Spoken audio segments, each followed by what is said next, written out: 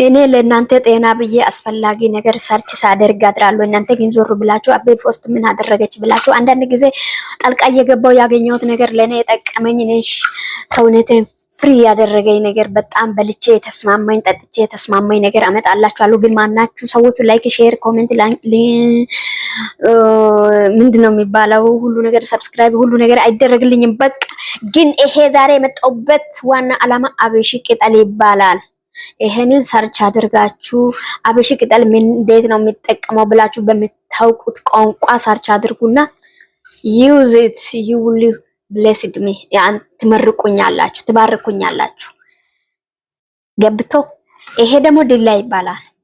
እኔ ቅጠላ ቅጠል ወዳለሁ ግን ለእናንተ ሁሌ አላሳይም፣ ግን ዛሬ ላሳይ። ይሄ ደግሞ ፐርስሊ ሁሉን ሰው የሚጠቀመው ነው። ግን the point is this one ይሄ አብሽ ቅጠል ተጠቀሙበት፣ ትድናላችሁ።